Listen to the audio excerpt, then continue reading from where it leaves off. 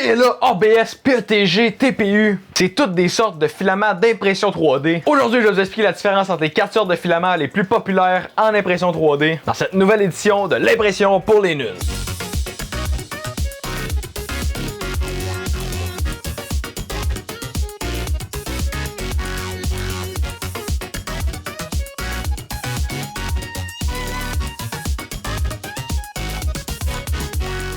On va aller direct dans le vif du sujet pour commencer, le PLA. Le PLA, c'est de loin le filament le plus populaire dans l'impression 3D. C'est le filament qui est le plus facile à imprimer. C'est aussi le plus facile à ajuster pour avoir des belles impressions. C'est pourquoi je recommande à n'importe quel débutant de commencer avec du PLA. Un de ses gros points positifs, c'est la diversité des couleurs. Le PLA, c'est le filament qui a le plus de couleurs différentes. Tu vas avoir des couleurs arc-en-ciel, des couleurs métalliques. Il y a des couleurs même avec des particules brillantes à l'intérieur du filament. Il y a vraiment de tout. Il y a des PLA qui changent de couleur, il y a des PLA qui glow dans le dark, il y a même des PLA qui changent de couleur durant l'impression. Les gros points négatifs du PLA, c'est au niveau de la solidité des pièces. Donc des pièces en PLA, c'est des pièces qui sont vraiment très faibles. Je recommande vraiment pas d'utiliser du PLA pour des pièces qui sont mécaniques. N'importe quelle pièce qui va avoir un usage mécanique, on fait pas ça en PLA parce que le PLA va se déformer ou même juste briser complètement. Aussi, un autre point négatif du PLA, c'est qu'il est absolument pas résistant à la chaleur. Si tu vas mettre une pièce imprimée en PLA dans un environnement à 50 degrés Celsius, puis ça va commencer à se déformer. Oublie ça des pièces en PLA dans un char au soleil l'été. Ensuite de ça, on va aller pour l'ABS. Donc l'ABS, c'est un filament qui est très structurel. C'est un filament qui va venir créer des pièces très solides et ça crée des pièces qui vont avoir tendance à vouloir flexer avant de briser. Donc si tu mets une force sur une pièce de PLA, la pièce va juste snapper bien franc. Et si tu mets la même force sur une pièce d'ABS,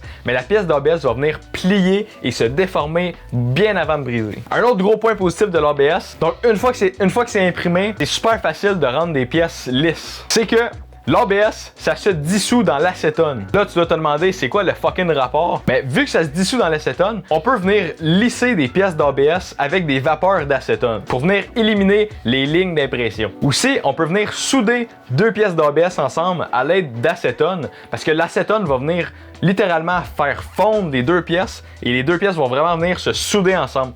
Donc, les pièces, ils ne seront pas collées, ils vont être soudées ensemble. Le désavantage de l'ABS, par exemple, c'est qu'il y a beaucoup de points négatifs. Le gros point négatif de l'ABS, c'est que c'est extrêmement dur à imprimer. C'est pourquoi je recommande absolument pas qu'un débutant commence avec une bobine d'ABS. L'ABS, c'est un matériel qui va venir rétrécir quand c'est refroidi. Donc, vos pièces d'ABS sur le plateau vont venir se rétrécir en refroidissant, ce qui va faire en sorte que les pièces vont venir décoller. Donc, pour imprimer de l'ABS, il faut avoir une chambre fermée autour de l'imprimante pour que l'imprimante puisse conserver sa chaleur ambiante. Pour que tu puisses conserver la chaleur autour de la pièce. Un caisson d'imprimante, ça peut être assez cher. Puis, en plus d'être extrêmement dur à imprimer, l'ABS vient dégager des fumées toxiques. C'est pourquoi, si vous imprimez avec de l'ABS, je vous recommande fortement d'avoir une bonne circulation d'air dans la pièce. Mais mettons que vous voulez une pièce structurelle et mécanique, mais qui est relativement facile à imprimer, puis qui fait pas de vapeur toxique. Mais je vais vous recommander d'aller vers le PETG. Le PETG, c'est comme un mix du meilleur de l'ABS avec le meilleur du PLA. Donc ça va donner des pièces structurelles qui vont venir plier avant de briser, mais qui sont beaucoup plus faciles à imprimer que de l'ABS. On va pas avoir besoin de caisson fermé pour imprimer du PETG, mais cela étant dit, le PETG est quand même un peu plus dur à imprimer que du PLA, donc c'est pourquoi je recommande encore de commencer avec le PLA. Donc si tu débutes l'impression 3D, je te recommande tout le temps d'aller vers le PLA. Il faut vraiment que tu apprennes avec le PLA puis que tu deviennes bon avec le PLA avant de venir bouger vers les autres matériaux un peu plus complexes. Et finalement,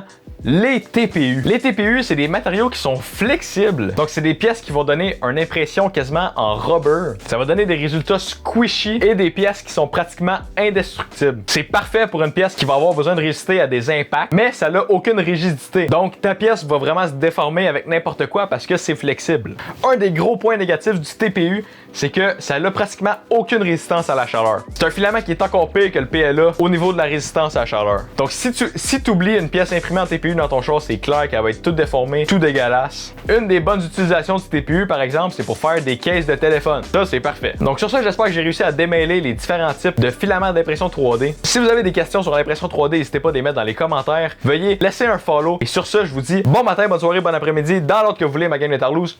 Ciao là.